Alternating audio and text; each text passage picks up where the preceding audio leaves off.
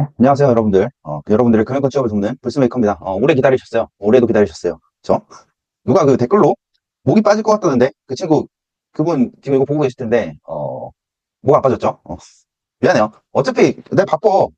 계속 말씀드리잖아요. 저 혼자 일해서 시간이 좀 제한적이에요. 그래서 조금 늦었는데, 그래도 지금 추석 연휴 있으니까 이거 보고 준비할 시간 충분하다고 저는 생각을 하고, 오늘은 이 PT 저번에 매크로뷰에 이어서 지금 은행권 PT 출제 인력 주제로 영상 제작할 거고요. 이 영상은 아마 제가 나중에 공개를 한참 뒤에 할 거예요. 그래서 아마 지금 면접 시즌이 우리은행, 하나은행, 국민은행 이렇게 지금 몰려있고, 신한은행은 조금 후순위로, 조금 시간이 넉넉할 텐데, 아마 지금 이거 보고 계실 때는 분들은 아마 우리은행, 하나은행, 국민, 우리 하나 국민 중에, 면접을 두 군데를 동시에 할 수도 있고, 한 군데만 하시는 분들도 있을 텐데, 어쨌든 신한은행 보실 때는 아마 이 영상이 전체 공개가 돼 있겠지만, 그 전에는 10월 동안은 아마 이 영상은 멤버십 이 전용으로만 공개를 할 예정이에요. 이거 제 소개, 혹시 지금 나중에 전체 공개됐을 때 보시는 분들도 있으니까 제 소개드리면 전 삼성증권 PB 출신이고요. 4년 정도 다니다가 작년부터 공식적으로 금융권 취준생분들 돕는 역할을 하고 있고, 오른쪽 상단 스캔하시면, 크몽이랑 송고 저는 활동하고 있고, 첨삭부터 이 최종 면접까지 전체 다 코칭을 하고요. 첨삭은 이제 자소서 단계에서 첨삭하고, 그 다음에 1차, 2차, 최종 면접까지 코칭을 하고 있습니다. 요거 다 하고, 다 하는데 1년 동안 다 지원을 해드리고, 최종 불합격하면 환불 드리는 그 금융권 프리패스 패키지도 있어요. 그러니까 궁금하신 분들은 이 댓글로 제가 링크 남겨드릴 테니까 저한테 카카오로 찾아오세요. 크몽으로 좀 문의 좀 하지 마세요. 크몽 내가 안 좋아한다니까. 크몽에서 활동을 하고 있지만 여러분 저를 크몽으로 찾아오시면 안 좋아요. 여러분이나 나나 아시겠죠? 그러니까 가급적이면 카카오챗으로 주세요. 서비스 확인은 크몽에서 하시고요. 아시겠죠? 자, 그래서 지금 면접 코칭, 저 오늘도 지금 면접 코칭 하고 있어요. 지금 국민 하나, 신한이 아니라 우리은행. 세 개 전형 다. 그리고 각각 뭐 개인금융, 기업금융, 그리고 뭐, 하나은행 같은 경우에 연금신탁 오늘 그 코칭생 했고, 그 전에 이제 우리은행 기업금융 친구도 했고, 오늘 한 9시간 정도 면접 코칭을 했는데, 세 분. 하고 지금 집에 와서 바로 찍고 있는 거야, 그래도 여러분. 여러분들 그 못 빠지게 기다린다는 여러분들을 위해서 제가 바로 찍었어요. 최대한 빨리 찍은 거예요, 그래도. 이거 자료 만드는 데만 이틀 걸렸어, 이틀. 자, 그래서 저한테 면접 코칭 받고 최종 합격하신 분들 대표 합격자 영상 있으니까 혹시 그 면접 준비하다가 도움 필요하시면 연락하세요. 지금 그래서 진행하고 있다. 그래서 1차 면접, 우리은행 코칭 받으신 분들 1차 면접 합격해서 지금 2차 면접 진행 중이고, 그 다음에 우리 말고도 국민 하나, 동시에 다 진행 중이에요. 신한은 아직 지금 이제 곧 서류, 지금 이거를 영상을 10월 5일 날 찍고 있는데, 10월 5일, 필기가 며칠이었지? 아무튼 아직 좀 남았죠, 기간이. 신한 면접은. 근데 우리 하나 국민 이렇게 진행하고 있다. 그래서 이런 식으로, 이건 과거 사진이긴 한데, 이런 식으로 진행하는데 단체보다는 1대1로 진행해요, 2차는. 아무래도 1대1이 심층적으로 본인한테 최적화된 면접 코칭이 가능하기 때문에, 가급적이면 1대1로만 진행을 합니다. 그래서 PT 세일즈, BI, 오늘도 이거 다 해봤어요. 그 면접 코칭 했던 친구들. 제가 해보니까, 역시나 이 보완이 많이 필요하더라고. 이거 보시는 분들도 아마, 어느 정도 상태에 있는지는 저는 모르겠는데, 여러분들 본 적이 없으니까. 근데, 제 예상보다 저를 찾아오시는 분들이, 약간, 제 기준에는, 부족하더라고요. 물론 내 기준이라 부족한 걸 수도 있어요. 근데, 여느 때나 그랬어요. 그런 분들 찾아와서 제가 합격시키는 게 역할이기도 하고. 면접 코칭 받으면 보통 90% 이상 합격하는데, 그분들 이제 실제 면접하고 나오면, 제가 준비했던 그대로 나왔다. 크게 다르지 않았다. 무난했다. 라는 평가를 했고, 그래서 이렇게 합격을 많이 한 거예요. 자, 제가 매크로비에서도 말씀을 드렸나 모르겠는데, 1차, 2차, 지금 1차나 2차 지금 준비 중일 텐데, 국민 같은 경우에는 1차 학습 면접 준비 중이실 거고, 하나은행도 1차 준비하실 거고, 우리은행은 이제 면접 전형이 3차 단계까지 있어서 지금 2차 면접 준비하실 텐데, 2차에서 가장 핵심적인 부분은 PT 세일즈죠. 여러분들이 가장 걱정하시는 부분일 거고, 그 부분들이. 2차 면접은, 핵심 평가 요소가 전문성이에요. 우리은행 기준으로 말씀드리면, 1차에서는 로열티나 아니면 기본적인 인성 가치관, 우리은행 로열티 이런 거를 검증했다면, 2차에서 본격적으로 이 지원자가 금융 전문성을 갖고 있는지, 고객 응대 역량을 갖추고 있는지, 이런 것들을 중점적으로 검증을 합니다. 그래서 우리은행 같은 경우에 기본적으로 2차가 제가 진짜라고 했죠. 1차는 원래 그냥 합격해야 되는 거고, 2차가 진짜 면접이에요. 그래서, 지금 준비를 하고 있다. 여러분들도 이거 보시면서 아마 준비를 하고 계실 거예요. PT 면접. 이거 지금 이 영상은 PT죠. 이 다음 영상에 세일즈 영상 올릴 거예요. 참고로. 근데 지금 이 영상은 PT 면접이고, PT 면접의 관건은 뭐냐? 대부분 일반적으로 뭐 창의성이 중요하다. 이렇게 생각을 하시는 분들이 많을 거예요. 근데 창의성이 중요한 게 아니에요. PT 면접을 보는 이유는, 뭐 여러 가지 평가 요소가 있어요. 여러 가지 평가 요소가 있지만, PT 면접에 누가 합격하냐? 평소에 은행권에 관심이 있는 사람들을 찾아내기 위한 면접이에요. 이건 PT 면접은. 왜냐면, 뭐 예를 들면 아이디어를 제시를 한다 해도 대부분 지원자들이, 저는 면접 코칭을 하면서 지원자들을 많이 봤을 거 아니에요. 면접 당일날도 면접관들이 뭐 수십에서 수백 명 정도 볼 텐데, 비슷비슷해요. 사실 아이디어의 창의성 정도는, 창의성 부분에서는 다 대부분 대동소이합니다. 뭐 대단한 창의성이 아닌 한, 근데 그러면은 어떤 거에서 차별화가 되냐?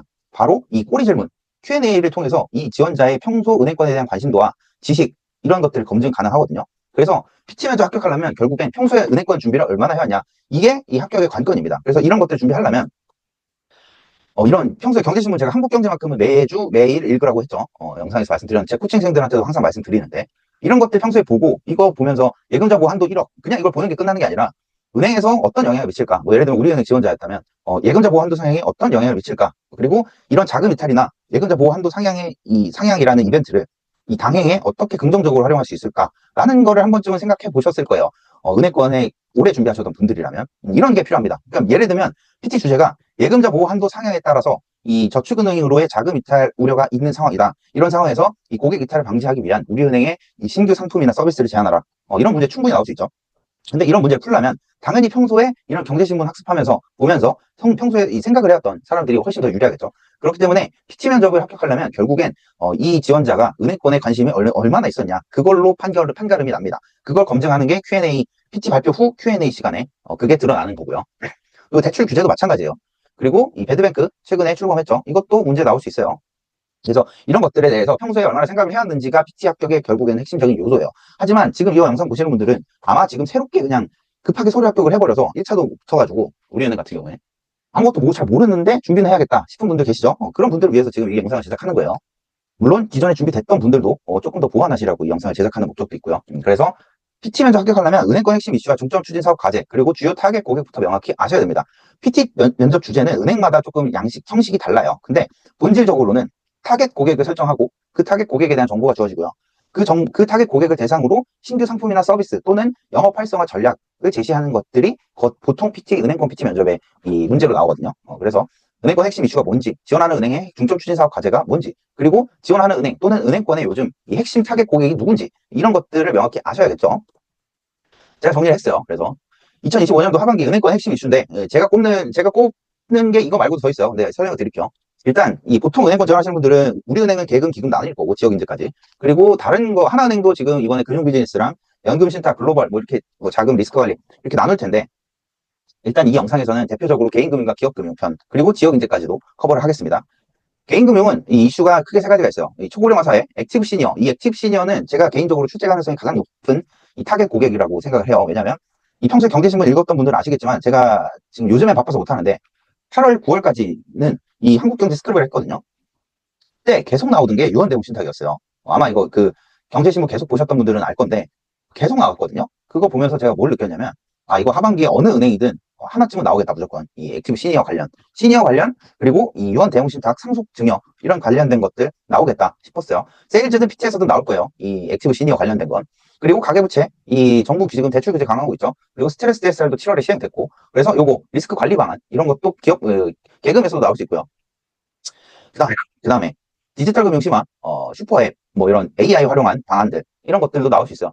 그리고 기업금융 편에서는 지금 요즘에 이 기업 경기 악화되면서 양극화 심화되고 중소기업 소상공인 지금 힘들다 어려운 상황이죠.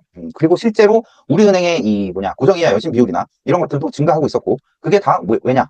연체율이 증가하기 때문인데 연체율 증가가 이 원인이 개인 편도 있고 기업 편도 있는데 둘 다 상황이 지금 안 좋다. 특히 기업금융 관점에선 이 리스크 관리 필요성이 증가하고 있다. 그래서 이 부실 기업 징후를 포착하거나 아니면 이 재무 여건이 열악한 기업에 대해서 어떤 솔루션을 제공할 수 있냐 이런 문제들 나올 가능성이 높고요. 그다음 부동산 PF 리스크 이거는 아직 지금 메인 이슈는 아니에요 사실. 근데 아직도 잔존하는 이슈이기 때문에 이것도 무시할 수는 없다. 그리고 공급망 금융 그리고 ESG 전환 금융이라고 하는데 이런 것들도 기업 금융 주요 이슈 중 하나다. 그리고 이거 외에 예금자 보호 한도 상향 제가 좀 전에 앞에서 말씀드렸죠. 이거 이 9월 1일인가 그때부터 시행됐는데 이거로 인해서 은행권에 어떤 이슈가 있냐? 이것도 이 주요한 이슈 중에 하나고 출제 가능성이 높게 불스메이커가 꼽는 유력한 주제 중에 하나예요. 이게 PT로. 그 다음에 배드뱅크 출범 방금도 말씀드렸고 연체율 증가도 말씀드렸고 유언대응 신탁도 말씀드렸죠. 그리고 스테이블코인 이것도 특히 하나은행 같은 경우에는 이 AI나 디지털 관련 관심도가 높고 하나은행뿐만 아니라 지금 모든 은행 시중은행권의 이 주요 중점 추진 사업 과제 중에 하나가 디지털 전략이라서 이것도 충분히 나올 수 있어요. 그래서 이런 이슈들을 여러분들이 미리 알고 준비를 하셨다면 유리한데 PT 면접 합격하려면 이런 것들을 알려면 평소에 경제신문을 꾸준히 읽는 습관이 들였으면 이미 제가 이걸 정리를 안 해도 여러분들은 꾸준히 보셨던 분들은 이 흐름들이 이 주요 이슈들이 머릿속에 들어가 있을 거예요. 그죠? 그래서 한국경제만큼은 매일 읽어라. 매일 안 되면 매주마다 정리해라. 라고 다시 한번 강조드립니다. 그리고 하반기에 중점 타겟 고객이 누구냐? 대표적으로 이렇게 설정할 수 있는데, 왼쪽은 개인금융이에요. 액티브 시니어가 가장 중요하다고 했죠, 제가. 그리고 MZ세대, 이 변하지 않는 타겟, MZ세대, 그리고 신흥 고객군, 뭐 예를 들면 뉴리치, 영리치라든가, 뭐 이런 고객들. 그리고 뭐 기워커, 뭐 또는 뭐 외국인, 국내 거주 외국인, 이렇게 나눌 수 있고요. 기업금융 관점에서는 이 기술 혁신 중소기업들, IP, 뭐 지적재산권이나 아니면 혁신 기술 보유한 스타트업이나 이런 기업들 타겟으로 할 수 있고, 그 다음에 제가 좀 전에 ESG 전환금융 말씀드렸죠. 그래서 고탄소 배출 중견기업이거나 아니면 글로벌 공급 막내 수출 중소기업, 우리나라 수출 국가죠. 그래서 수출 중소기업들, 이거는 변하지 않는 타겟이고요. 이 외에도 꼽자면, 갑자기 기억이 안 나네. 그 중소기업, 그 기업금융 지원하시는 분들은 주요하게 타겟으로 삼아야 될 게 소상공인이에요. 소상공인, 소호. 지금 소호들 많이 힘들죠. 그래서 소호를 대상으로 한 대환대출 제한, 뭐 또는 뭐 금융, 비금융 솔루션 결합해서 통합 패키지로 제시하는 거. 그리고 우리은행 지원하시는 분들은 뭐 원비즈 플라자나 뭐 이런 것들 있죠. 그것들 활용해서 거기에 뭐 신규 서비스를 추가하거나 아니면 기존 서비스를 어떻게 보완해야겠다. 이런 방향으로 제시를 하는 문제가 나올 수 있습니다. 그래서 제가 이 10선, 이 개인금융 10선, 이 기업금융 10선 이렇게 뽑아놨어요. 뭐 캡처 필요하신 분들은 캡처하셔도 돼요. 요걸 하나씩 설명드리기에는 좀 내용이 많아서, 제가 앞에서 설명드렸던 걸 풀어서 여기서 만약에 PT 주제로 나온다면 이런 식으로 나올 수 있다, 라는 거예요. 그래서 요것 필요하시면 캡처해서, 한번 준비해보세요. 아시겠죠?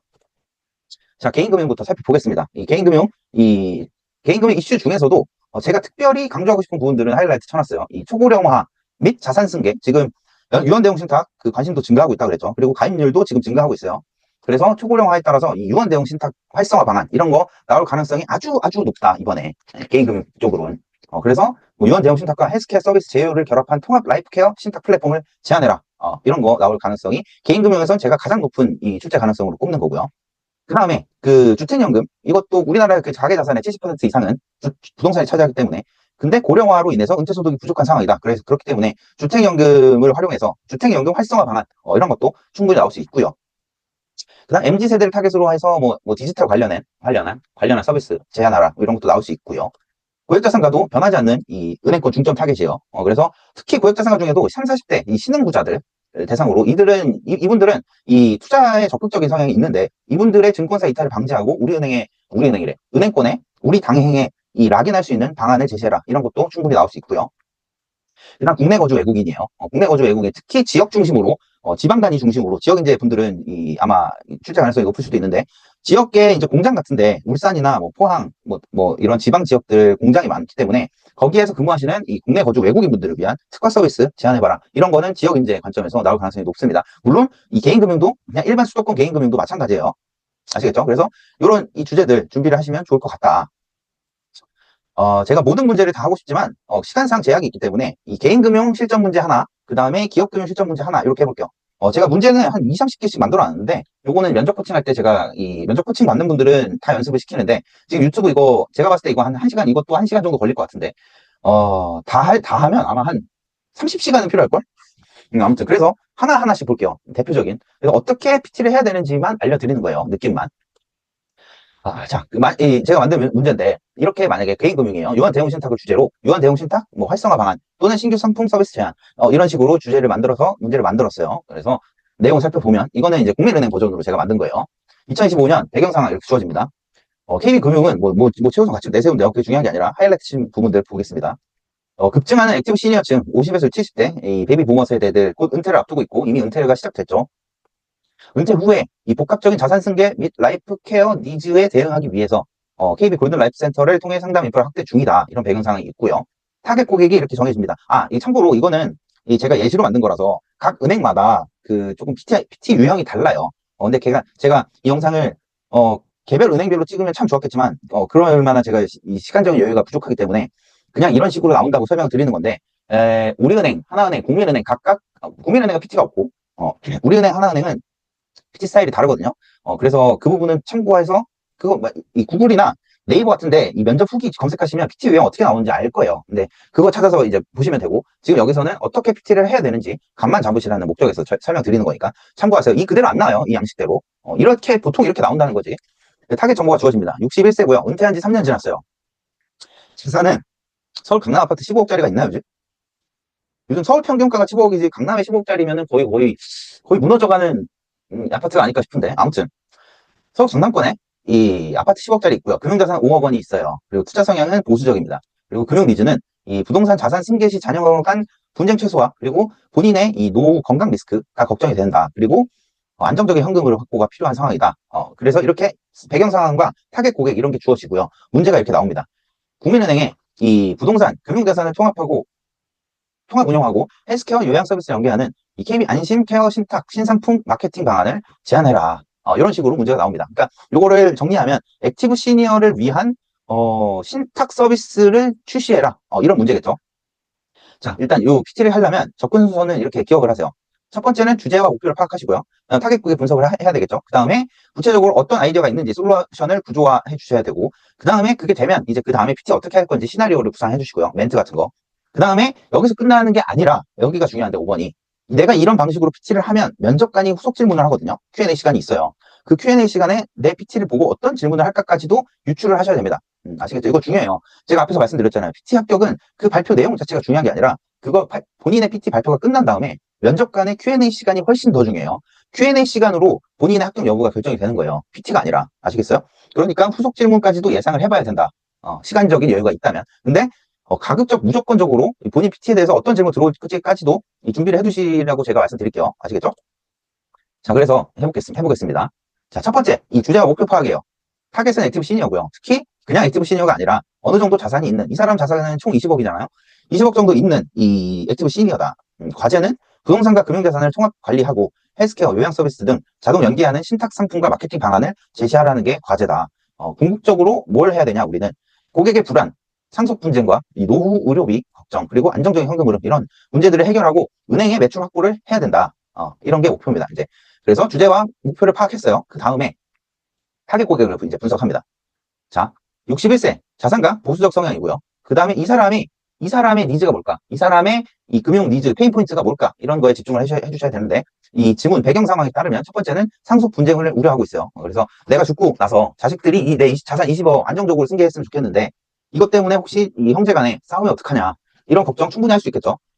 그 다음에 나 은퇴했는데, 이제 은퇴한 지 3년 지났는데, 만약에 내가 갑자기 아프면 큰 돈 들어갈 일이 생길 수도 있는데, 이럴 때 이 간병비 요양비 크게 들어갈 수 있는데 이러면 어떡하지? 라는 이 페인 포인트가 있다는 점을 정리를 했고요. 그럼 세 번째, 이 니즈예요.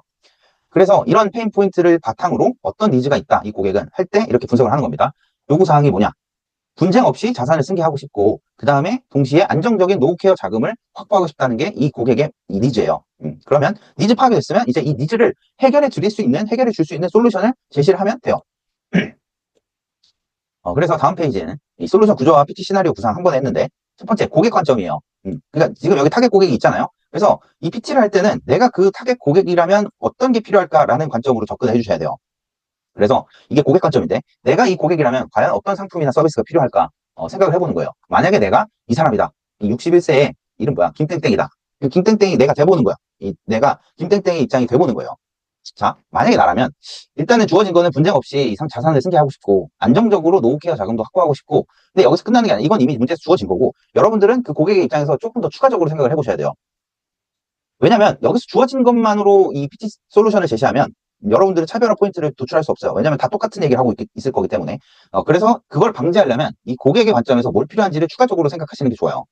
자, 그래서 은퇴하고 나면은 이 사람이 평생 놀지는 않을 수도 있잖아요. 만약에 일하는 걸 좋아하는 사람이면, 뭐 자아 실현을 하고 싶은 사람이라면 재취업 또는 창업을 할 수도 있고요. 그 다음에 은퇴했으니까 여행 가고 싶을 수도 있겠죠. 이런 이 수요들이 있다. 자, 이렇게 니즈가 파악이 됐으면, 생각을 했으면 그 니즈를 해결해 줄 수 있는 솔루션을 생각하기만 하면 돼요. 쉽잖아. 그러니까 지금 PT에서 중요한 건 고객의 관점에서 생각해 보는 거예요. 내가 이 고객이라면 어떤 니즈가 필요할까? 그리고 그 고객의 타겟이 최대한 구체적일수록 좋아요. 예를 들면 지금 여기서는 조금 그나마 구체적으로 나왔는데, 만약에 그냥 액티브 시니어를 대상으로 한 상품 솔루션을 제시해라 라고 추상적으로 그냥 한 줄만 나왔다, 문제가. 그러면 여러분들은 타겟을 구체화 시켜 주셔야 되는데, 그냥 액티브 시니어가 아니라, 뭐 예를 들면 조금 전에 이제 면접 코칭할 때, 이 하나의 면접 코칭할 때 했던 건 뭐냐면, 하나는 연금신탁 활성화 방안이었는데, 제가 만든 주제가, 그 친구한테 내준 주제가, 그때 이 여의도 지점에 근무하는 사람의 영업 전략을 수립하는 거였는데, 타겟 고객을 제가 그 친구가 그냥 여의도의 직장인이라고 한 거예요. 그래서 내가 솔루션을 줬어. 이 PT의 아이디어 차별화 포인트는 고객 세분화에서 출발한다. 그러니까 나 같으면 이 그냥 여의도의 이 직장인이 아니라 여의도 증권사에 이 퇴직을 둔 임원이라고 할 거다, 나는. 그러면 내가 만약 임원이라면 퇴직하고 자산이 한 30억, 40억 있는데 상속 수요도 있고 상속 니즈도 있고, 그 다음에 재취업 또는 내 회사를 차리려는 니즈도 있을 수 있고, 그 다음에 뭐 건강관리 뭐 이런 기타 등등의 니즈가 있을 수 있다. 그래서 중요한 건 여러분들한테 지금 말씀드린 이유는 PT 아이디어가 창의성이 걱정이 되면 그 창의성은 고객 세분화에서 나온다고요. 무슨 말인지 이해가시죠? 그래서 타겟을 최대한 세분화해서 만약에 MZ다 그러면 그냥 MZ가 아니라 예를 들면 크몬 같은 프리랜서 플랫폼에서 일하는 MZ다, 프리랜서다, 이런 식으로 타겟을 최대한 구체화시키시면 거기 그 사람이 필요한 서비스가 있을 거란 말이에요. 그러면 그걸 제시를 해주는 솔루션을 제시하면 여러분들은 남들보다 창의적인, 그게 창의는 아닌데 그 창의가 대단한 게 아니에요, 여러분. 타겟을 최대한 구체화하면 그 솔루션이 창의적으로 되게 되는 거예요. 이제 대부분 문제 주어진 대로만 그냥 MG면 MG 퉁쳐서 하는데, 그러지 마시고 여러분들은, 이거 보시는 분들은 최대한 타겟을 구체화시키고 내가 그 타겟의 입장이 되어본다. 중요해요. 아시겠죠? 그래서 지금 이 고객은 내가 이렇게 돼보니까 재취업이란 영행 수요까지 있다. 그럼 필요성에 따른 솔루션을 제공을 한다면 신탁형 주택연금, 이 사람 이 주택연금, 신탁형 주택연금을 통해서 주택연금으로 노후 자금, 현금으로 확보하고 동시에 이 사망 시에 이 자녀에게 승계해주는 신탁형 주택연금, 그리고 플러스 연금보험, 이 주택연금으로는만은 되지 않는 추가적인 소득을 확보하기 위해서 연금보험 또는 월 지급식 ELS 가입하면 좋을 것 같다. 그리고 헬스케어 신탁, 그 다음에 이 헬스케어 신탁이라는 건 이 요양병원이나 아니면 병원 같은 데 연계해서 이 신탁 가입 시, 이 상품 가입 시에 뭐 우대 연 1회 뭐 건강검진 서비스 제공한다든지 뭐 이런 거 연계 서비스 제한하고요. 그 다음에 재취업 또는 여행 관련된 소액대출, 뭐 예를 들면 재취업을 위한 소액대출, 뭐 재취업하는데 뭐 무슨 예를 들면 뭐 불스메이커 면접 코칭이 필요하다 이러면 그거 돈 필요하겠죠. 그러면 대출 해준다. 또는 여행 가고 싶냐? 그러면 여행 소액 대출 해줄 수도 있고, 창업을 하고 싶다? 그러면 창업 연계 소액 대출. 물론 창업은 큰 돈이 필요할 수도 있지만 뭐 소규모 지식 창업 같은 경우에 소규모 자본만 필요하기 때문에 그런 경우에 이 소액 대출 한도 뭐 1,000만 원 정도로 소액 대출 가능하다. 이런 솔루션, 이 패키지를 제안하면 좋을 것 같다라고 이 솔루션이 도출이 됐어요. 근데 여기서 중요한 건 제가 첫 번째는 고객 관점으로 생각해 보라는 거였고, 여기서 지금 솔루션을 도출한 다음에 여러분들이 이거 많이 대부분의 취준생들이 안 하는데, 여러분들이 기억하셔야 되는 건 여러분들은 보통 일반적으로 고객만을 위한, 그러니까 여러분들이 생각하는 아이디어는 고객만을 위한 아이디어일 가능성이 매우 높아요. 그게 무슨 말이냐면 일반적으로 고객에게 혜택이 돌아가는 건, 고객에게 좋은 건 이 회사 입장에선 비용이 나가는 가능성이 매우 높거든요. 그럼 회사한테는 안 좋은 걸 수도 있어요. 그러니까 제가 지금 여기서 말씀드리는 건 그 솔루션을 생각하고 나서 이게 과연 고객에게 좋은 건 알겠는데 회사 관점에서 또 수익성을 창출할 수 있는 서비스인지까지도 고려를 반드시 해주셔야 돼요. 왜냐면 후속 질문, 그러니까 이거 발표하시고 나서 면접관이 분명히 물어볼 거란 말이에요. 그거 비용은 얼마나 드는지, 또는 수익성은 있는 건지, 실현 가능성은 있나요? 이런 질문들이 들어오거든요, 후속 질문으로. 그러니까 그걸 미리 대비를 하려면 여러분들은 고객 관점에서 생각하는 게 아니라 회사 관점에서도 이게 과연 회사가 이걸 해야 될까? 필요성이 있을까? 그리고 이 수익은 얻게 되는 이걸 하면 얻게 되는 효과는 뭘까? 비용은 얼마나 들지? 이런 것들, 이런 회사 관점으로 여러분들이 고객의 입장이 됐다가 솔루션을 도출하고 나서 그 다음에 이 솔루션을 제공하는 회사의 대표 입장이 돼보는 거예요. 내가 이 회사의 대표라면 이 상품을 출시할까? 이 돈도 안 될 것 같은데 굳이 안 하는 게 낫지 않을까? 이런 생각들을 하셔야 돼요. 아시겠죠? 그리고 이 아이디어 PT 하면 대부분 이거 보시는 분들 아마 찔리시는 분들이 있을 건데, 무슨 연계를 한 타 플랫폼과 연계를 하거나 아니면 우대금리 혜택을 제공하거나 이게 되게 남용되거든요. 근데 그런 것들은 뭐 타 플랫폼 제휴 같은 경우에는 아닐 수 있지만 우대금리나 뭐 이벤트 혜택 제공 이런 것들은 사실 회사에서 다 비용이에요, 비용. 그러니까 이 우대금리나 초기 투자 비용이 큰 것들은 남용하지 마세요.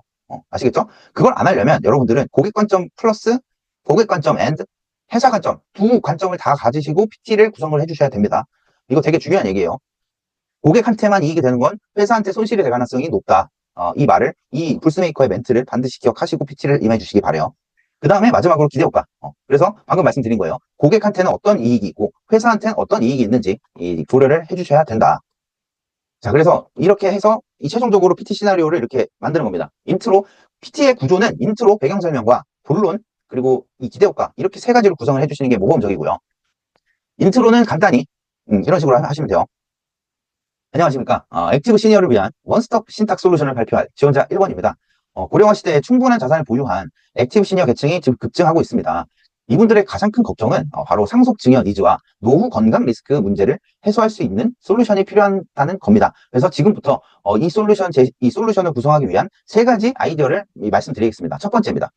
기존 신탁형 주택연금에 이 연금보험이나 월 지급식 ELS를 추가해서 부족한 은퇴소득을 보완하는 이 서비스고요. 두 번째는 기존 이 주택연금 신탁계좌에서 자동으로 이 요양이나 헬스케어 비용을 이 같은 회사, 그러니까 연계된 플랫폼에 제공할 수 있도록 설계를 하는 거고요. 마지막으로는 은퇴 후에도 이 고객님들이 자아실현의 꿈을 이어갈 수 있도록 소득 활동을 지원하는 재취업 소액 대출을 도입 또는 연계하는 것입니다. 만약에 이런 서비스가 도입이 된다면 이런 세 가지 솔루션을 제공하는 원스톱 신탁 솔루션을 제시한다면 고객 입장에서는 노후소득 부족 해소, 그리고 상속 니즈 해소, 건강 리스크 해소, 이런 세 가지 리스크를 해소하실 수 있는 효과를 거두실 수 있을 겁니다.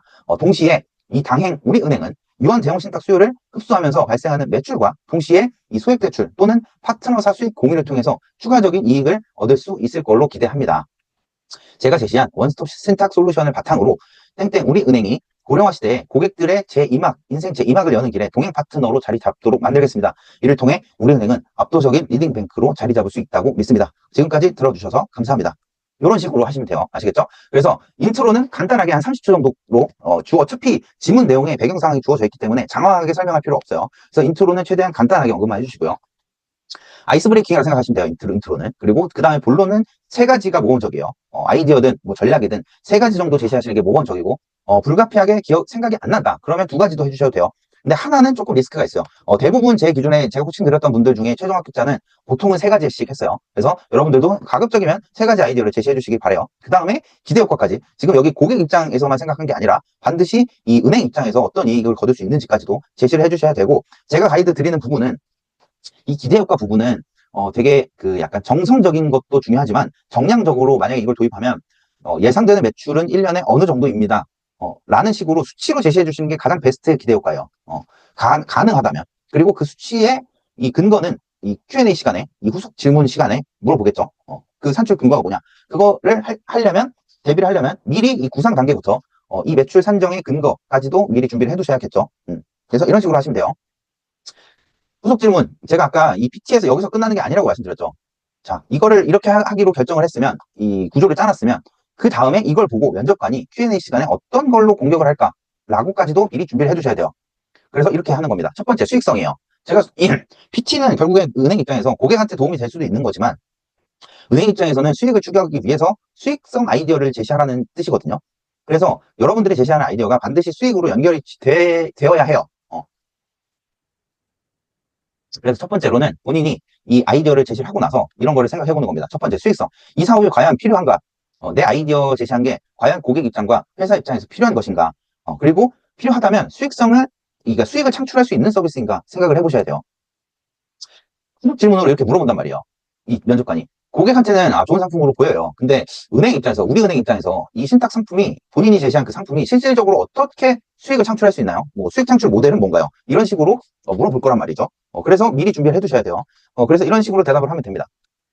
첫 번째, 명확한 수수료 수치입니다. 두 번째, AUM은 그 운용자산이에요. 고객 자산. AUM 증대와 자산 락인 효과. 그리고 세 번째, 미래 고객 확보와 교차 판매 기회 창출. 이런 식으로 이런 이득이 있다. 그러니까 회사 입장에서 내가 지금 제안하는 솔루션은 고객한테도 좋지만 회사에게도 이익이 돌아가는 서비스다라는 거를 어필을 해주셔야 됩니다. 아시겠죠? 이걸 하려면 당연히 이 아이디어 설계 자체에서부터 고객만 생각하는 게 아니라 회사의 수익성 관점에서도, 수익 비용 리스크 관리 이 관점에서도 생각을 해두셔야겠죠. 그걸 고려하고 아이디어를 제시해 주셔야 된다는 소리예요. 그리고 두 번째 질문, 이 경쟁사 대비 차별점이 뭔지, 지금 내가 제시한 아이디어가 이미 우리은행이나 타행에 하고 있는 서비스가 아닌지, 만약에 하고 있다면 우리은행에서 어떻게 다르게 적용해야 하는지, 우리은행의 차별점, 내가 제시하는 서비스의 차별점은 뭔지, 이런 것도 준비를 하셔야 되고요. 만약에 이렇게 물어봤어요. 다른 은행이나 금융사에도 이미 하고 있다. 근데 이 경쟁사 상품 대비 본인이 제시하는 이 상품이나 서비스가 어떤 점이 다르냐, 경쟁 우위는 뭐라고 생각하냐, 라고 물어보면 이렇게 답할 수 있죠. 첫 번째, 이 KB가 주는, 만약에 다른 은행이 아니라 KB가 한다면 이 브랜드, 그러니까 시장 점유율 1위라는 강점을 활용해서 브랜드가 주는 압도적인 신뢰를 활용할 수 있다. 두 번째, 골든 라이프 센터를 통해서 이 독보적인 오프라인 인프라를 활용할 수 있다. 이런 점이 차별화 포인트다. 라고 제시해 주시면 됩니다. 그래서 여기서 중요한 건, 이 첫 번째는 수익성 관점에서 이 본인이 한번 검증을 해보시는 거고요. 두 번째는 이미 다른 은행에서 하는 게 아닌가, 이미 지금 지원하는 은행에서 하고 있는 게 아닌가, 반드시 생각해 주셔야 되고, 다른 은행에서 하는 걸 우리 지금 면접 보는 은행에서 하자고 하는 것은 추천드리진 않지만 괜찮아요. 근데 문제가 되는 건 지금 우리은행 지원하는데 우리은행이 이미 하고 있는 거를 언급하시는 건 반드시 피해 주셔야 돼요. 그러면 안 돼요. 아시겠죠? 그걸 알려면 우리은행 홈페이지 들어가서 이 상품도 보고 서비스 뭐 있는지 미리미리 체크해 두셔야 돼요. 아시겠죠? 그거 안에서 면접에서 털리지 말고. 그 다음에 후속 질문 세 번째예요. 리스크 요인이에요. 제가 아까 필요성, 수익성, 그 다음에 비용, 리스크 관리 이 네 가지를 검증을 하셔야 된다 하시죠? 이 발표하기 전에 스스로. 리스크 요인은 뭔지, 이 우수한 파트너사, 아까 헬스케어 탑 플랫폼과 연계한다 했는데, 그 우수 파트너사를 확보하는 게 어렵다. 그 연계 대상 플랫폼이 왜 우리 은행이랑 연계를 해줘야 되냐? 왜 그 플랫폼이, 자, 여기서 제가 또 강조드리는 부분은, 제가 지금 고객 입장, 회사 입장에 생각하려 했는데, 만약에 이 PT 아이디어에 탑 플랫폼을 연계한다라고 제시하실 분들은 반드시 이 탑 플랫폼은 그러면 왜 이걸 해야 되는지에 대한 필요성도 생각을 해두셔야 돼요. 아시겠죠? 그래서 그 플랫폼이 얻을 수 있는 이익은 뭐고, 연계를 통해서 얻을 수 있는 이익은 뭐고, 우리은행은 이 당행은 그 플랫폼과 연계함으로써 어떤 이익이 있는지 이런 관점도 생각을 해두셔야 된다는 소리예요. 그냥 무작정 연계한다 이렇게 하면 후속 질문으로 털려요. 반드시 들어올 거예요. 연계 질문, 연계 쪽 아이디어를 탑 플랫폼 연계 아이디어를 제시하면 거의 한 90% 이상 질문이 들어오는 게, 그러면 그 탑 플랫폼과 이 비즈니스 수익 공유 모델은 어떻게 되냐? 그리고 그 탑 플랫폼이 왜 연계를 해줘야 되냐? 필요성이 뭐냐? 이런 질문이 들어오니까 반드시 고려해 주세요. 자, 그 다음에 기업금융이에요. 자, 이렇게 목이 마르냐? 기업금융은 핵심 이슈가 이렇게 있는데, 제가 좀 중요하게 생각하는 핵심 이슈는 ESG 전환, 이 전환금융. 그 다음에 지금 아직도 트럼프 관세 이슈 남아있다고 잔존하고 있죠. 그래서, 그리고 러시아 우크라이나 전쟁 확산 이슈도 있고요. 그래서 글로벌 이 통상 불확실성에 따른 환율 변동성 해지 솔루션 제안. 그리고 여기 가업승계, 여기서도 마찬가지예요. 그 개인에서도 상속 신탁, 이 증여, 니즈 활성화되고 있고, 동시에 기업 금융 관점에서 기업 오너들도 이 2세 경영, 2세대 승계를 앞두고 이 가업승계죠. 가업승계 활성화 방안, 이런 것도 제시가 될 가능성이 높고요. 부동산 PF도 아직 잠존하고 있다고 말씀드렸죠. 그래서 근데 이거는 부동산 PF는 이번 하반기의 핵심 이슈는 아니에요. 근데 나올 가능성은 있긴 하다. 그래서 PF 이 정상화 지원 프로그램 제안해봐라. 그리고 K 콘텐츠, 요즘 그 K 콘텐츠, 미디어 콘텐츠나 뭐 이런 거, 영상, 이 배급사, 그 미디어 콘텐츠 회사들, 산업 육성하는데 이 IP 기반 담보대출 이 방안, 그리고 리스크 관리 방안, 이런 것들, 아이디어 제안해봐라. 이런 것도 이 출제 가능성이 있는 주제들이고요. 여기엔 지금 없는데, 소호도 일반적으로 기업금융에 편제되기 때문에, 이 중소기업 또는 스타트업 또는 소상공인을 위한 이 상생금융 방안을 제시해라. 이런 것도 나올 수 있어요. 이런 것들보다 사실 제가 가장 출제 가능성이 높다 생각하는 건 이 소호예요, 소호. 지금 연체율이 높아지고 있는 상황에서, 이 기존의 리스크 관리 체계의 이 한계점은 뭐고, 그걸 보완하면서 동시에 상생금융을 실천할 수 있는 방안을 제시해라. 이게 제가 꼽는 기업금융에서 가장 핵심적인 이슈예요. 그래서 예시로 살펴보겠습니다. 실전 연습 문제. 이것도 제가 그 면접 코칭 받는 분들한테 만들어 드렸던 자료예요. 주제는 소호고요. 관계형 금융 강화를 통한 이 소호 고객 확보 방안이에요. 그래서 문제를 살펴보면 상황, 이렇게 나옵니다. 귀하는 이 올해는 소호 고객 담당 RM이다. 명동에서 식당을 운영하는 D사, 개인 사업자예요. 소호도 이 기업금융 편제된다 했죠. 이 시중은행 같은 경우엔. 2억 원의 시설자금, 운영자금 대출 신청했다. D사는 배달 플랫폼과 제휴 및 점포 리모델링을 통해 위기를 극복하겠다는 의지를 보이고 있다.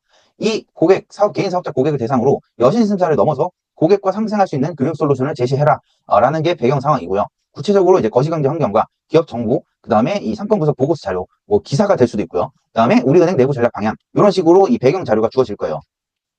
배경 자료가 뭘 주어질지는 난 몰라. 근데 이런 식으로 배경 자료는 줄 거예요. 그 다음에 이 기업금융 같은 경우엔 이 재무제표 분석이 들어갑니다. 반드시 그럴 거라는 보장은 없어요. 근데 일반적으로 그동안 이 기업금융 이 RMPT들은 기업 재무 분석, 재무제표 보고 그거 분석해서 솔루션 제시하는 이런 쪽의 문제가 그동안 나왔기 때문에 이번에도 별다른 이변이 없는 한 이런 식으로 출제가 될 수 있는데, 완전히 새로운 주제로 그냥 아이디어 피트만으로도 출제가 될 수는 있어요. 근데 일단 이렇게 나올 확률이 더 높기 때문에 지금 이렇게 설명을 드리지만, 일반적으로 이 개인금융처럼 아이디어 PT로만 진행이 될 수도 있다. 기업금융이라도. 근데 재무제표 분석 PT가 더 확률이 높다. 그래서 뭐 어떻게 될지 모르겠지만 저도 이런 식으로 재무제표를 통해서 분석하는 연습을 하는 게 더 확률적으로 높은 준비 방법이니까 지금 여기서 설명드리는 거예요. 그래서 이런 재무상태표와 손익계산서, 이 개인 사업자의 이 사업자의 재무상태표와 손익계산서 이런 식으로 주어집니다. 그래서 문제는 이렇게 나와요. D사의 재무적 그리고 비재무적 상황을 종합적으로 진단하고 우리은행 포용 전략 관점에서 단순 대출뿐만 아니라 이 비금융적인 지원 솔루션까지도 포함한 종합금융 솔루션 패키지를 제안해봐라. 이 고객을, D사 고객을 위한 이런 식으로 문제가 나옵니다. 자, 이거 보면 당연히 이 RM으로서 재무 분석 할 줄 알아야겠죠. 기본적으로. 자, 그래서 만약에 지금 이거 보고 계시는데 제가 면접 코칭하면서 들었는데 원래 개인금융으로 계속 지원했다가 이번에 기업금융 키워가 많을 것 같아서 기업금융 지원을 했대요. 그런 분들 분명히 있을 거예요, 여기. 그런 분들이 지금 제일 걱정하시는 부분 중에 하나가 아마 재무 분석일 거예요. 근데 제 생각에는 이 재무 분석은 경제학과나 회계학과 이런 분들이 아닌 한 그렇게 딥하게 알기 어려운 부분이에요. 물론 저도 재무회계, 나는 회계를 싫어해. 근데 지금 은행 PT, 우리 은행 PT에서, 특히 우리은행 재무분석 PT에서는 그 정도의 딥한 이 재무분석 역량을 요구하지는 않습니다. 일반적으로 우리가 투운사나 아니면은 요즘 많이 따는 자격증 뭐 있어. AFPK에서 배우는, 거기도 이 재무 비율 분석하는 거 나오잖아요. 그 정도의 지식만 갖추고 있어도 이 PT 합격에는 충분하다라고 말씀을 드릴게요. 그래서 지금 제가 여기서 소개하는 이 재무 비율만 분석할 줄 알아도 기본은 한다. 그 정도로 나올 거예요, 아마. 대단한 걸 요구하지 않을 거예요.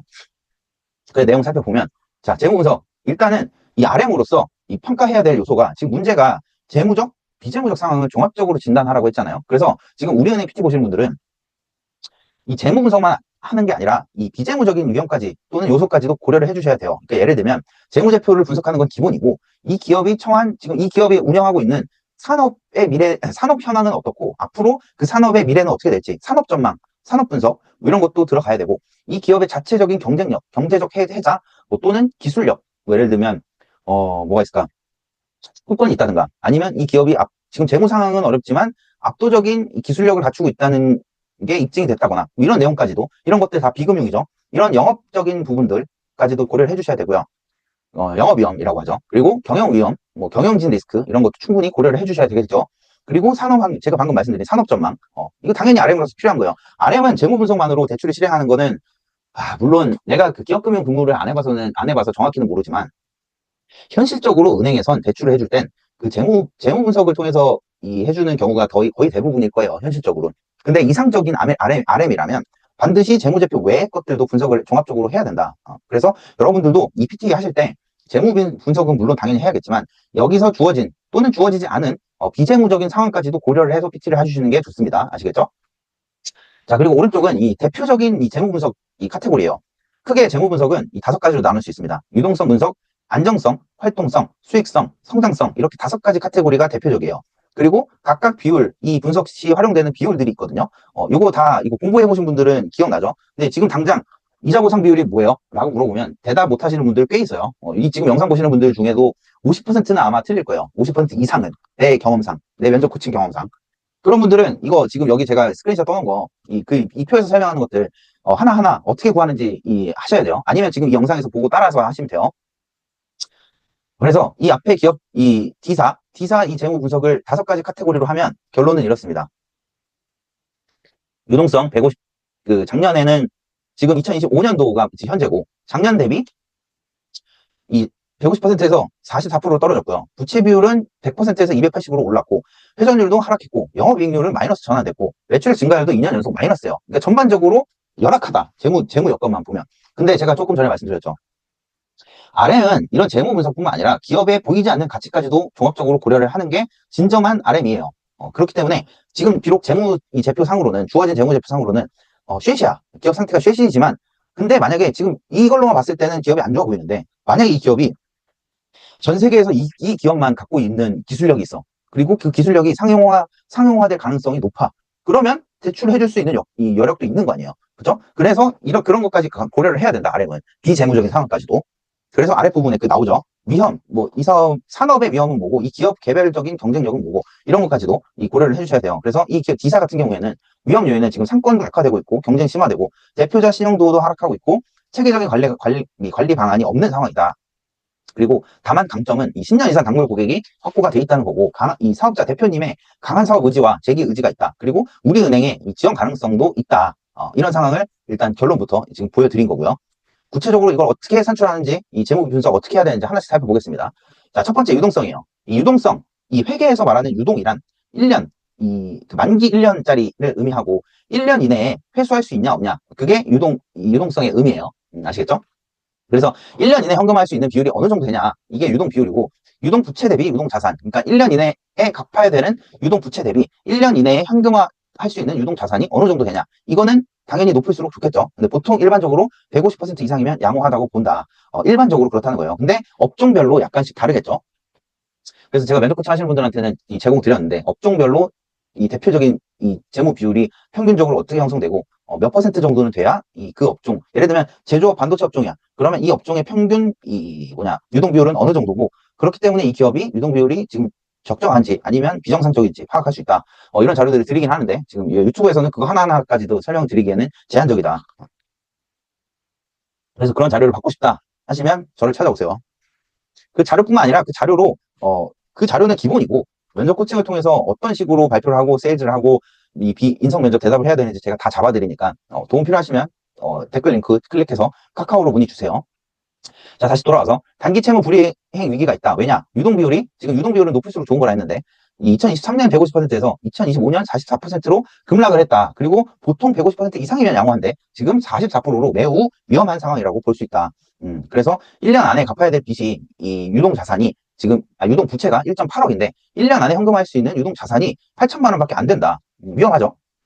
특히 현금성 자산이 1,000만 원에 불과해서 운전 자금 고갈이 임박한 상태다. 결론, 즉각적인 자금 수혈이 필요하다. 그렇지 않으면 흑자 도산까지도 가능한 기업이다. 이렇게 유동성을 분석하면 됩니다. 그래서 유동 비율, 당좌 비율, 현금 비율이 있는데 여기서 제일 중요한 건 이 유동 비율이에요. 그래서 만약에 어렵다, 그리고 그러니까 그냥 핵심만 기억하고 싶다 하면 유동성은 유동 비율 하나만 기억하시면 돼요. 아시겠죠? 근데 가급적이면 이 세 가지 다 알면 좋겠지. 만약에 당좌 비율, 그러니까 재고 자산이 많은 이 장치 산업이나 이런 산업들의 기업이다. 그러면 당좌 비율을 쓰는 게 더 좋은데, 근데 그렇게까지 어렵다 하시면 그냥 유동 비율만 하세요. 근데 그렇게 해서 합격을 하려나 모르겠다. 당연히 이 재고 자산, 장치 산업에 대한 분석을 할 때, 유동성 분석을 할 때 당좌 비율로 분석을 하는 친구가 유동 비율로 하는 친구보다 더 가점을 받을 확률이 높겠죠. 근데 급하게 준비해야 되는데 당좌 비율을 모르는데 어떻게? 그러면 가점 못 받는 거지. 그죠? 근데 지금 이거 보시는 분들 중에 만약에 나 좀 재무회계 친다 하시는 분들은 이거 무슨 말인지 알아들으실 텐데, 아니 나 모르겠다 하면은 그냥 유동 비율 하나만 기억하세요. 아시겠죠? 그리고 보통 유동 비율이나 당좌 비율이나 안 좋아지면 둘 다 안 좋아질 거예요. 그러니까 유동 비율로 쓰셔도 돼요. 쉽게 기억하고 싶으시면. 그 다음에 안정성이에요. 이 기업 보면은 지금 안정성 오른쪽 보시면 안정성은 부채 비율, 차입금 의존도, 이자 보상 비율이 있는데 여기서 중요한 건 부채 비율과 이자 보상 비율이에요. 특히 이자 보상 비율을 많이 선호하는 분위기예요. 그래서 이자 보상 비율이 여기서는 제일 중요하고요. 이게 뭐냐면 그 기업이 1년 동안 이 대출이 있으면 그 대출 이자를 상환해야 되는 금액 대비 이 기업이 1년 동안 벌어들인 영업이익이 어느 정도냐라는 걸 의미하고요. 이거는 높을수록 좋겠죠. 그래서 이 의미는, 이자 보상 비율의 의미는 영업이익으로 이자 비용을 얼마나 감당할 수 있냐. 그래서 높을수록 좋다. 그리고 보통 1.5배 이상이면 적정하다고 본다. 퍼센트가 아니라 배예요, 배. 이거 아까 면접 코칭하는데 150%, 1.5%인가? 1.5배가 아니라 1.5%라고 하더라고. 그래서 내가 혼내려다가 착한 친구라서 안 혼냈는데 눈빛이 되게 착해가지고. 근데 그러시면 안 돼요. 우리은행 RM 지원한다면서 지금 이자 보상 배율을 1.5%요 라고 하면 좀 문제가 심각한 거라서, 그래서 내가 그 친구한테 자료 다 주면서 공부시켰어. 아무튼 다시 돌아와서 왼쪽 볼게요. 이 기업 부채 비율은 2023년 100%에서 2025년 280%로 급등했다. 일반적으로 이 부채 비율은 200% 미만이면 양호하다고 보긴 하는데 이것도 이 세부 업종 상황, 업종별 그리고 규모별 기업 상황마다 약간씩은 다른데 일반적으로 200% 미만이면 그래도 봐줄만 하다고 본다. 하지만 이 기사 같은 경우엔 280%까지도 올랐기 때문에 이 안정성도 보장할 수 없는 상황이다. 왜냐? 누적된 적자로 이익잉여금이 모두 소진되면서 이 자본이 감소했기 때문에 그렇다. 부채 비율은 자기 자본 대비 총부채인데 자기 자본, 분모에 들어가는 게 이 마이너스 되니까, 그러니까 적자 보면서 자본이 깎이니까 당연히 분모가 줄어들고 부채 비율은 올라갔겠죠. 이런 내용이 어렵나? 이 되게 기본적인 재무 분석인데 어려우면은 열심히 하자. 어려우면 안 돼요. 사실 내 기준에 은행 지원한다면서 이 정도의 기본적인 재무 비율 분석이 어렵다고 느끼면 문제가 있는 거야. 준비가 많이 안 된 거예요. 아시겠죠? 그래서 그런 분들 있으면 최대한 남은 기간 동안 빡세게 준비하세요. 그래서 결론, 타인자본 의존도가 격심해져서 이자 비용이 수익성을 갉아먹는 악순환이 반복되고 있다. 재무적인 능력을, 완충 능력을 상실했다. 그러니까 한마디로 얘기하면 이 기업은 안정성도 안 된다. 불안전하다. 이 소리죠. 세 번째는 활동성이에요. 활동성이란 보통 이 분자의 매출액, 그러니까 회전율로 판단을 하는데, 이 총자산 회전율을 기준으로 설명을 드리면, 이 식 보면 분자의 매출액이 들어가고요. 분모의 이 총자산이 들어가요. 이 말은 이 기업의 총자산이 얼마인데, 그걸 활용해서 매출액을 어느 정도 냈냐. 그러니까 이 자산을 얼마나 효율적으로 사용했냐라는 걸 보기 위한 게 회전율이에요. 총자산 회전율. 근데 이 기업 같은 경우에는, 그 밑에 재고자산 회전율. 이런 경우에 제가 좀 전에 했죠. 재고자산이 많은 재고가 많은 기업들이 있어요. 뭐, 쌓아놓는 기업들, 예를 들면, 뭐, 이것도 장치산업이라 해야 되나? 뭐, 아무튼, 재고가 많이 필요한 기업들이 있거든요.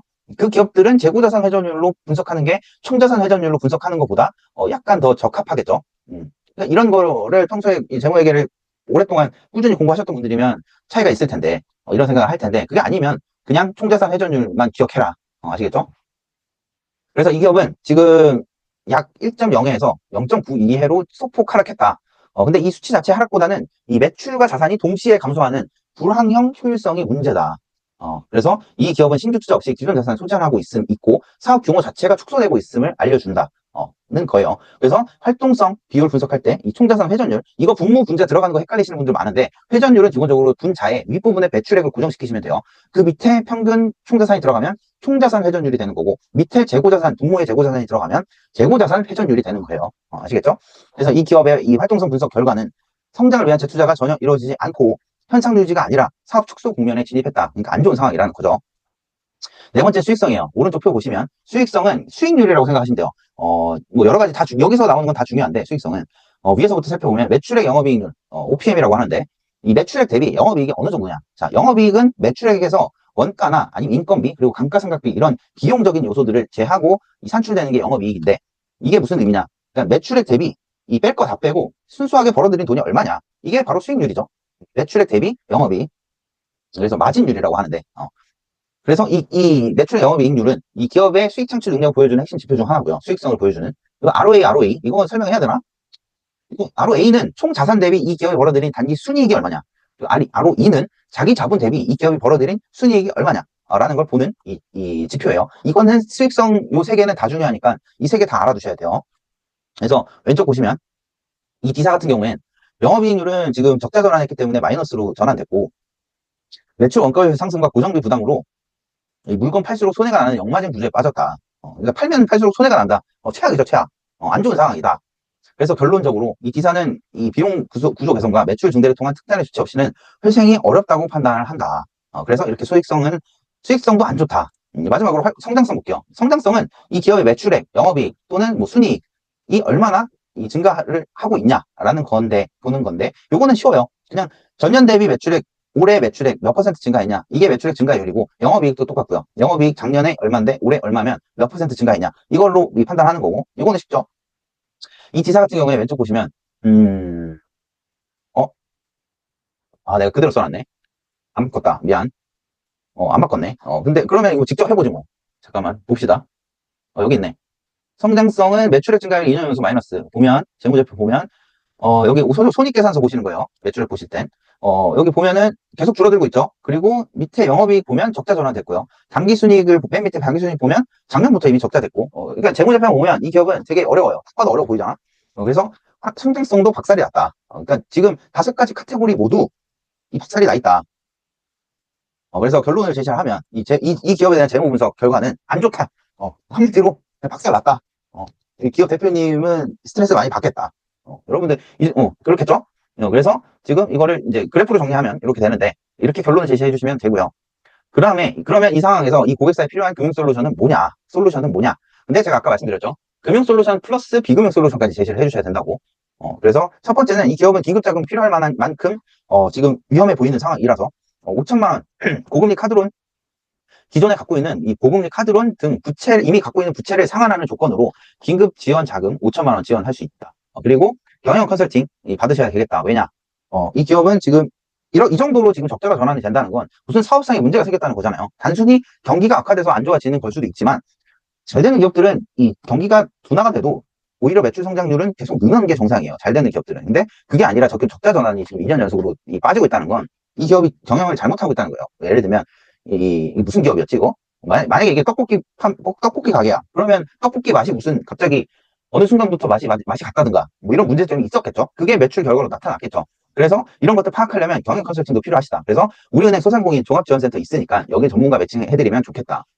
두 번째는 맞춤형 성장 지원이라고 돼 있는데 1.5억 지원하면 좋겠다. 그래서 저금리 시설 자금과 한도 대출, 운영 자금, 긴급 이 운영 자금이 제공돼야 될 필요성이 있다.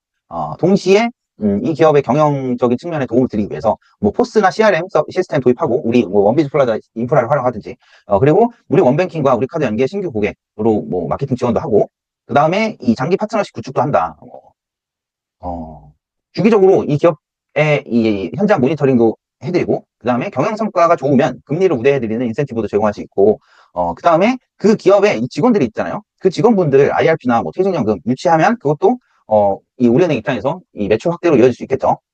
자, 그리고 여기서 지금 경영 컨설팅 연계할 수 있다. 지금 우리은행 소상공인 종합지원센터 전문가 매칭을 할 수 있다. 이런 아이디어가 예시로 지금 모범 답안으로 들어가 있는데 이런 거를 활용하려면 당연히 평소에 우리은행의 만약에 이 지원자가 이렇게 제시를 했는데 우리은행 소상공인 종합지원센터를 신규 신설해야 됩니다. 라고 제시를 했다고 생각해 볼게요. 그러면 이미 있는 거를 제시한 거잖아요. 그러면 조진다는 거야.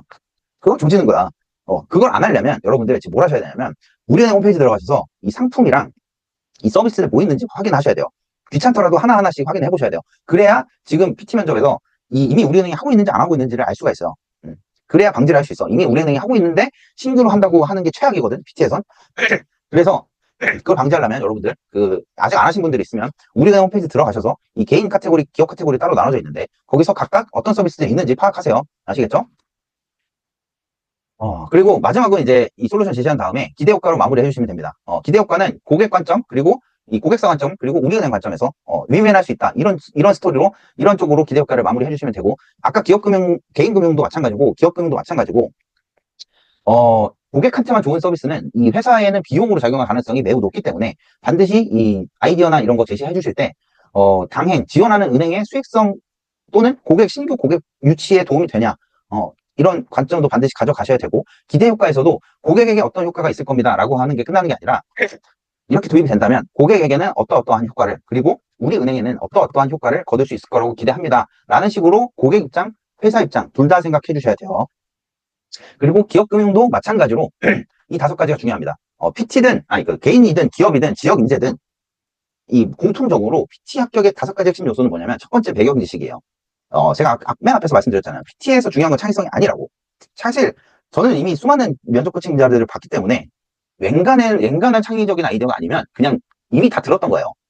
근데 아마 실전에서도 대부분의 지원자는 거기에 있는 아이디어를 제시할 거예요. 그렇기 때문에 여러분들의 합격 포인트는 첫 번째는 배경 지식이에요. 그러니까 PT 자체가 아니라 후속 그 PT가 끝난 다음에 이 배경 지식이 더 중요하다고요. 그러니까 예를 들면 자, 이렇게 물어봤어요. 그러니까 이 PT를 했어. 그럼 면접관이 질문을 하는 거예요.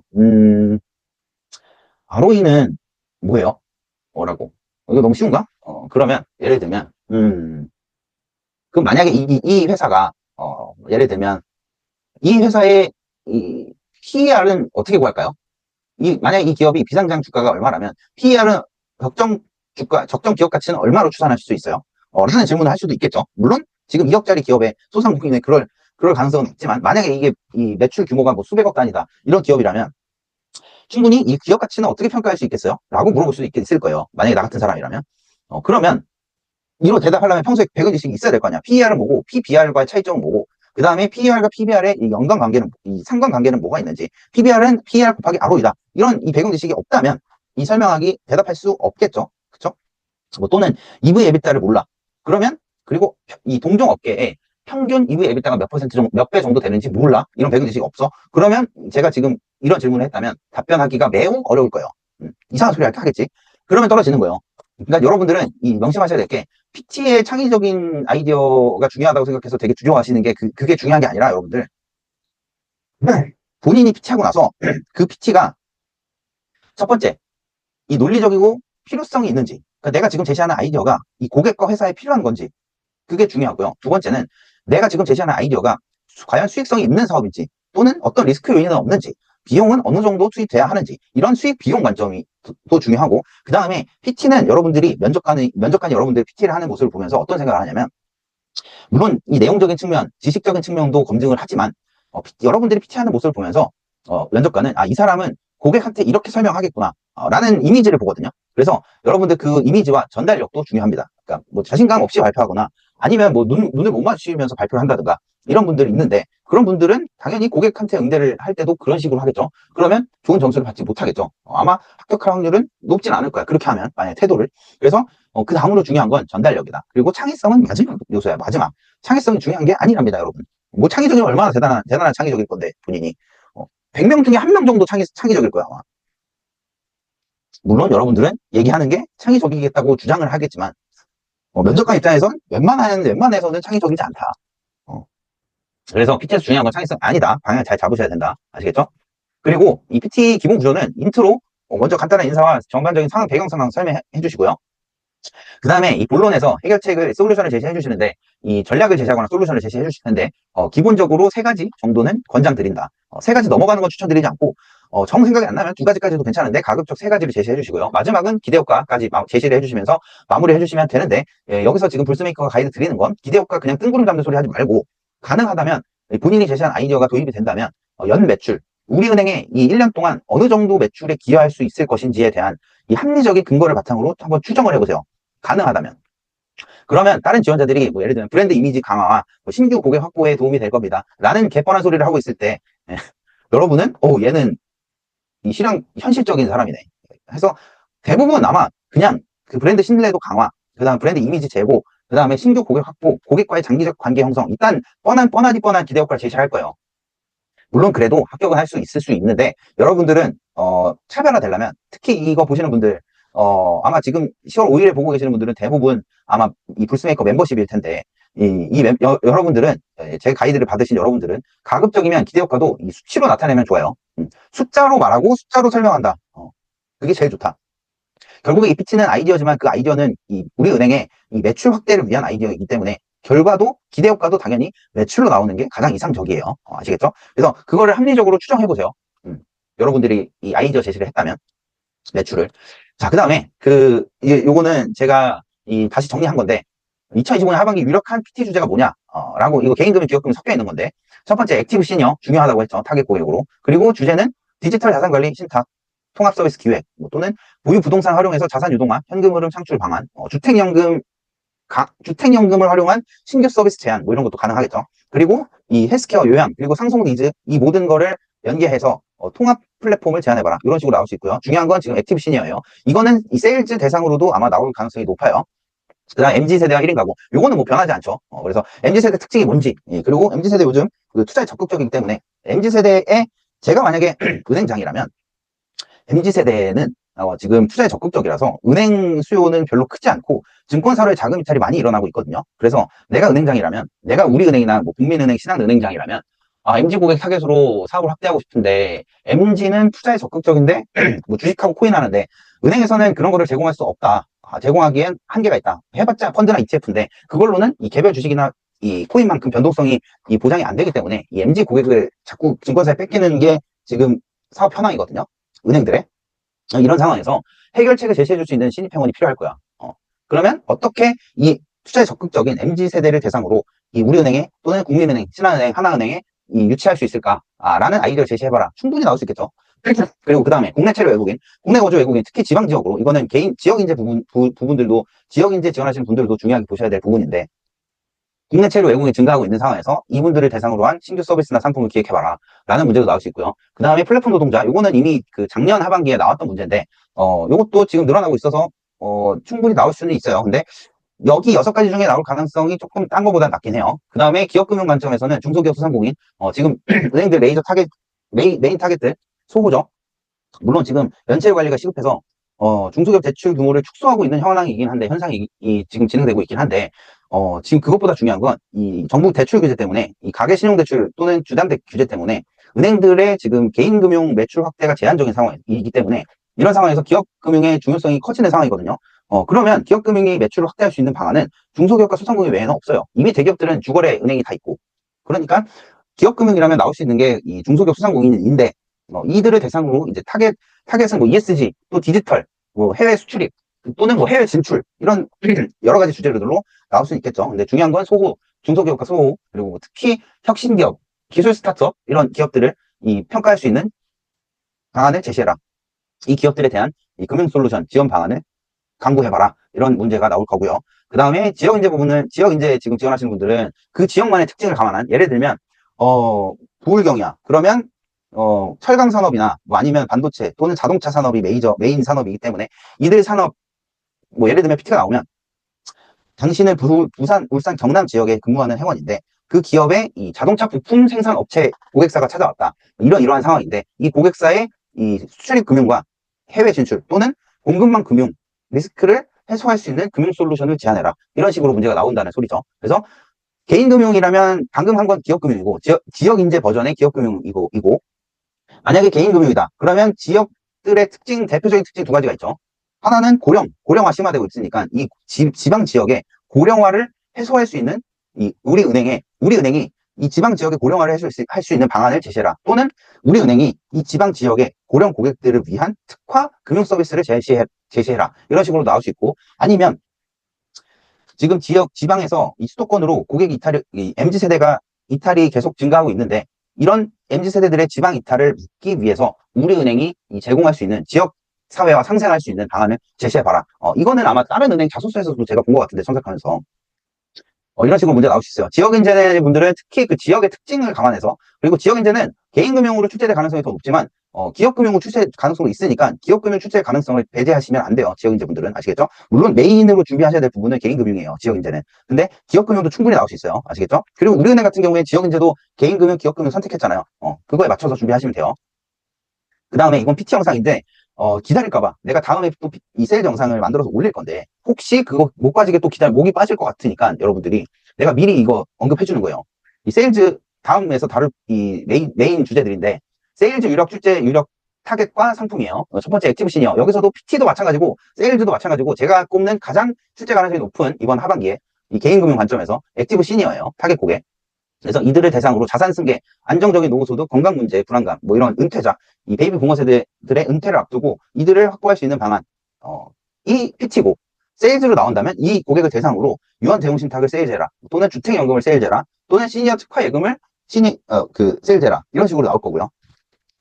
직장인이나 신혼부부 대상으로 IRP 연금저축, ISA, 뭐 신생아 특례 대출, 이 부분 아마 모르시는 분들도 있을 텐데, 지금 주담대가 막혔지만 이런 경우에 이 신생아 특례 대출 활용해서 이 대출 한도 늘릴 수 있거든요. 그거 모르시는 분들은 한번 찾아보세요. 제가 봤을 땐 가장 현실적인 출제 가능성이 높은 건 이 주담대 관련해서 나라면 충분히 내가 문제 만드는 사람이라면 낼 것 같아요. 이런 식으로 최근에 정부의 주담대 대출 규제가 강화되는 상황이라 이 기존의 대출 한도를 설정했던 고객들의 대출 한도가 축소되고 있는 상황이다. 이런 상황에서 이 신혼부부 고객을 위한 이 대출 솔루션을 제안해봐라.